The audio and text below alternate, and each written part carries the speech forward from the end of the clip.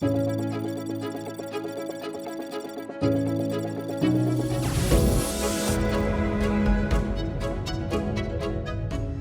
to this presentation of the Q4 and year-end report of Beyond Frames and the Q&A session that will follow.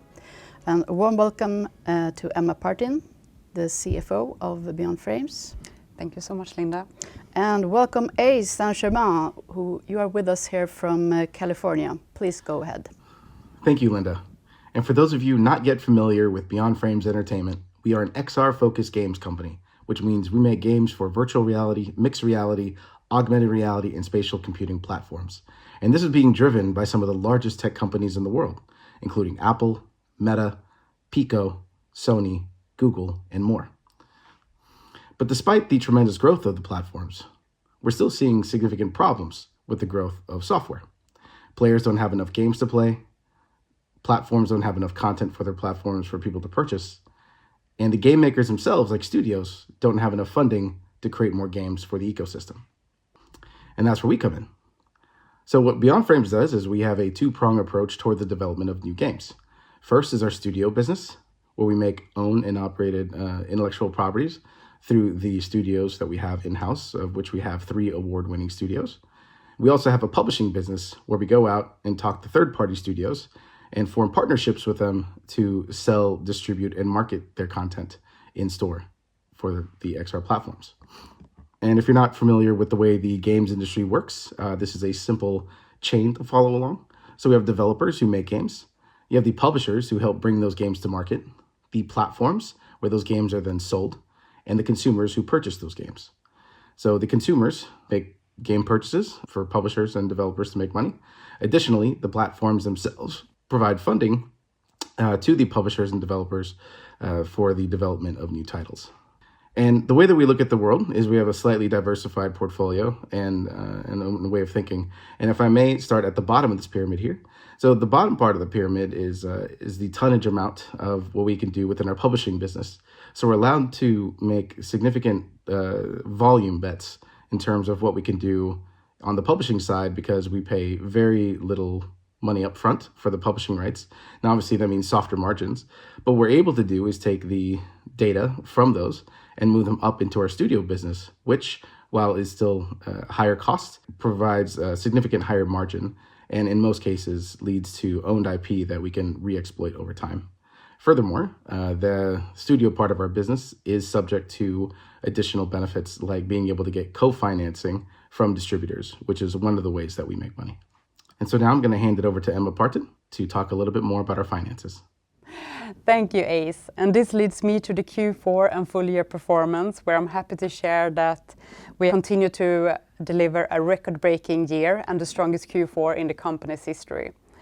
With strong recurring sales on top of paid milestones, reaching about 175 million SEK for the full year in sales, which is an increase of 28% compared to last year and an increase of 609% compared to 2022. As you know, we started the year very strong and are really pleased that we have been able to maintain the strong sales throughout the entire year, even though the VR market have had some challenges during the last quarters in 2024, something that we mentioned already in our Q3 report. Despite this, we have been successful in leveraging our portfolio strategy and maintaining good sales throughout the entire year. Furthermore, we are EBITDA profitable with 12.6 million SEK for the full year compared to 10.2 million last year, which is an improvement of 28%. And we are also EBITDA profitable during Q4 this year with 3.6 million SEK. Profitability after financial items is negative both for the quarter and the year, and is heavily impacted by our depreciation model, where we start to depreciate our capitalized cost already during development, not waiting until the game is launched. And with multiple titles in development during 2024, this has impacted our result. Focusing on our income statement, income was, as prior quarters, primarily driven by the consumer sale of the award-winning game Ghost of Tabor and the collection of paid milestones for Cortopia's ongoing projects. Our operating costs are all inclusive of platform fees, partner royalties, as well as depreciation cost of our capitalized development. This means that OpEx scales with sales, which is the big driver of the increase in OpEx year over year. OpEx elements as overhead cost and internal staff has more or less been the same since 2022. EBIT amounted to an operating loss of 4.1 million SEK for the quarter and 19.2 million for the full year, heavily impacted by our depreciation model, as mentioned. Cash flow after changes in working capital amounted to 18.5 million SEK. Investment activities, which are the capitalized cost for our internal development, amounted to 33.8 million SEK for the full year. We had a net burn of 14.5 million SEK during the year, which is in line with our expectation, since we are heavily investing in new games for further rewards when the games are all launched to the market. But with multiple titles in development, this is impacting our consolidated OpEx. We ended the quarter with 7.4 million in cash, which is lower than our preferred cash level. And to ensure the cash level going forward, we executed a directed share issue of 10.2 million SEK after the quarter in early January this year. Moving on to operational highlights and starting with our studio business and focusing on Cortopia, that during the year have released Escaping Wonderland, which has been named a finalist nominee in the Immersive Reality Game of the Year category at the annual DICE Award. In addition to this, Cortopia continues to focus on the 2 games they have in development that are tracking according to plan, and where the large Hollywood IP that we previously have mentioned has been revealed to be the Teenage Mutant Ninja Turtles, which of course is super exciting. Cortopia's 3rd project in development, in cooperation with the publisher Devolver Digital, has not yet been revealed, so much to look forward going forward. Highlights from our publishing business that during the year have continued to work close with the Combat Waffle studio to maintain the good retention of Ghost of Tabor, but also the release of Ghost of Tabor on PlayStation VR 2, which unfortunately have been delayed, but is something to look forward to during 2025. In addition to this, our publishing business has continued to work with the Combat Waffle studio's 2 next titles, Grim and Silent North. Grim, that is a multiplayer survivor game and was expected to be launched as a public alpha in Q4, but was of strategical reason moved to mid-January and was released a couple of weeks ago and have been since January 22nd, number 10 of the top selling list of MetaQuest store. And then Silent North, that is a multiplayer open world zombie game, and that is expected to be launched during Q1. And looking ahead, we are continuously having a full slate of new titles coming out from now until the first half of 26, with Grim being first out already released to the market. Thank you, and over to you, Ace. Thank you, Emma. And what this has all led to has been a record-breaking year for growth for our company, the highest ever in the history of Beyond Frames Entertainment, plus 28% over the prior year. And diversity is really what led the strength of our revenues in this year, being able to provide significant project funding from our partners, in addition to the consumer sales that we saw, but not only on premium sales, but also downloadable content across our live service titles. Our cash holding was a bit lower than we were expecting. And so to mitigate this uncertainty, we went out and raised a directed share issue of 10.2 million in early January after the quarter. The studio titles that are currently under development are still progressing nicely.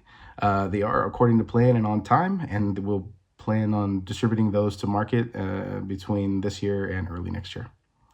And as mentioned, one of those titles is our Teenage Mutant Ninja Turtles virtual reality game, which we are targeting in H1 2026.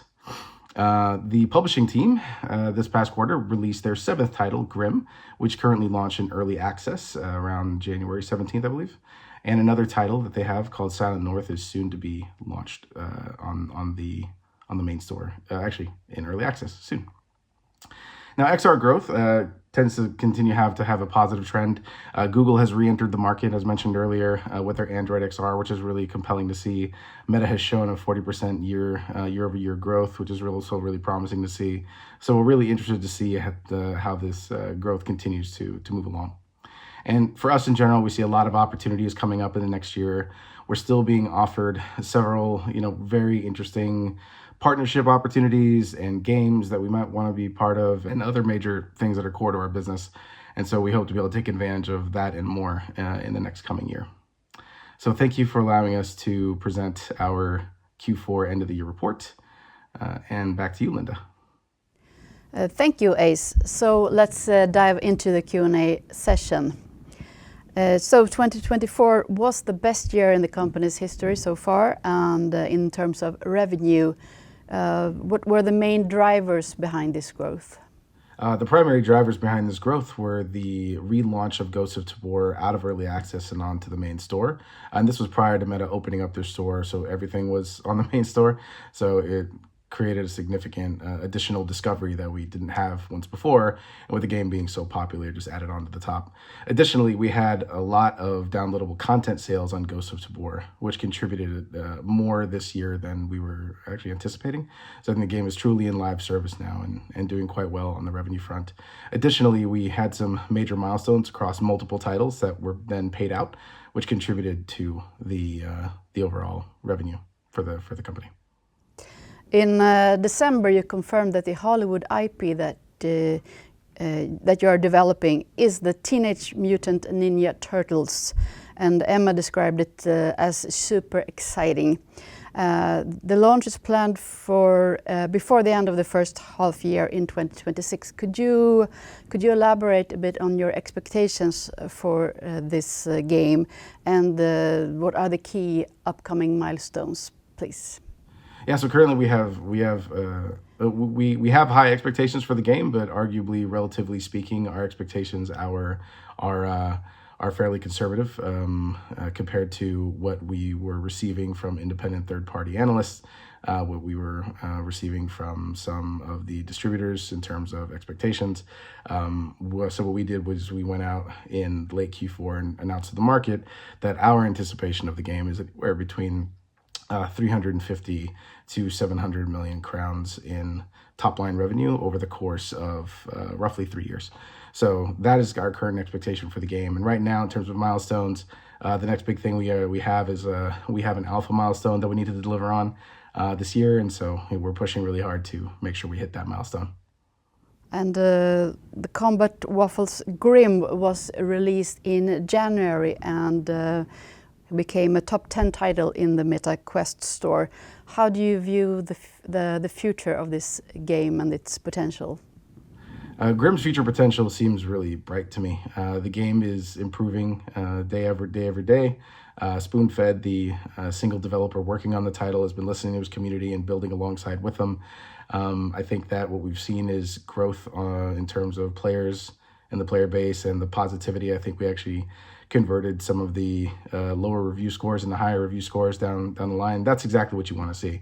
The spirit of early access is to get in there early and build a game alongside your community. It's not out there to get a giant hit on day one. And so it's going exactly according to plan and according to management expectations. You are using early access as a strategy for your titles. Could you describe a little bit what are the benefits for this strategy, and what have you learned from experience from, for example, Tabor? When going into early access, one of the benefits you get is a lot of the early adopters tend to be a little more willing to build a game with you instead of expecting something to be completely polished. And what that allows you to do, it gives you time to build a game that more people want, and then you could scale it from there and not waste a lot of money marketing towards an audience who may or may not want to be there quite yet. Thank you, Ace. And now back to Emma Partin, CFO. Let's discuss some financial aspects. You carried out the directed share issue of 10 million Swedish kronas in January to secure the development of your projects in pipeline. How do you assess the company's cash position for the time being, and are there any plans for additional financing? After the directed share issue, we are on a much better cash level. That gives us the margin to better manage our working capital.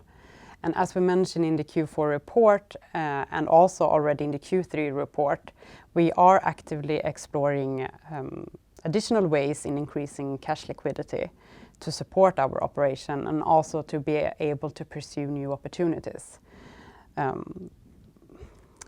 So we will update the market whenever we have something ready, but this is something that we actively are working on.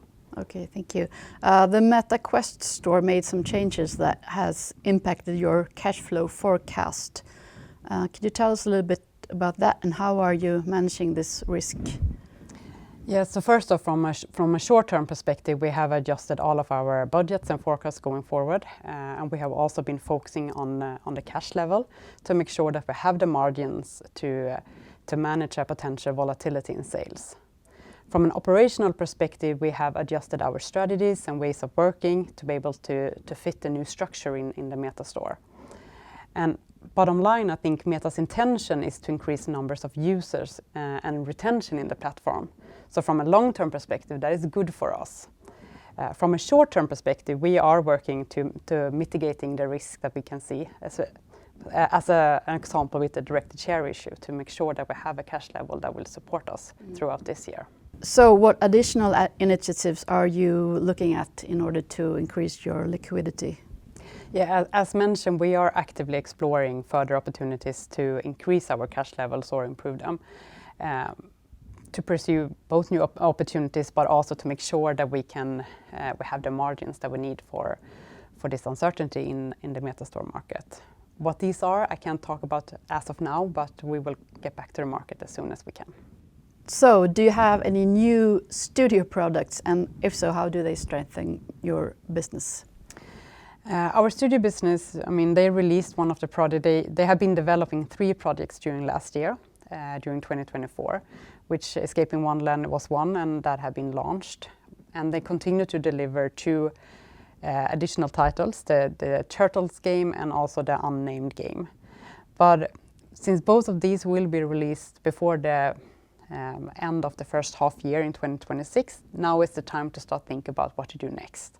So, but it's all in a very early stage, but we are continuously working with exploring new opportunities to understand what to do after these games. Okay, thank you, Emma Partin, CFO, and back to you, Ace. You mentioned a strong belief in social sandbox and VR-first experiences. Could you describe your strategy for future game investments and outline your upcoming portfolio? Correct. And for clarity, not every single game has to be both a sandbox game and a social experience, but we do find that these 2 avenues are an extremely powerful a recipe for success in VR. I think what we've seen is that social experiences are a superpower for people. They like to gather in virtual spaces and participate in playing games together and just treating it a little bit like they were at the playground. And we see that this works. You see a multitude of extremely successful games on the platform that continue to do that. Okay, and the last question, Ace. What would you say are the biggest risks and opportunities in 2025? I would argue the biggest risks to the company in 2025 is the macroeconomics of the greater games industry. I think that it's been a little bit tighter for people to find financing for the games, which softens our publishing portfolio. And I would say that has a knock-on effect to the rest of the industry overall. And, the growth of VR depends on more games being made. And so if fewer games are being made due to fewer financiers, then I think we probably risk a little bit of stagnation in that space. I would say the biggest opportunity is the same thing, given the fact that there's probably going to be a bit of stagnation. If we're able to use our resources to continue being the catalyst for more games getting made and put in the market, then we can really come out on top for the players who are here for VR and really want to play more. We could be the cornerstone publisher to help them do that. So thank you so much, Ace Saint-Germain, and thank you, Emma Partin, CFO of Beyond Frames. Thank you, Linda.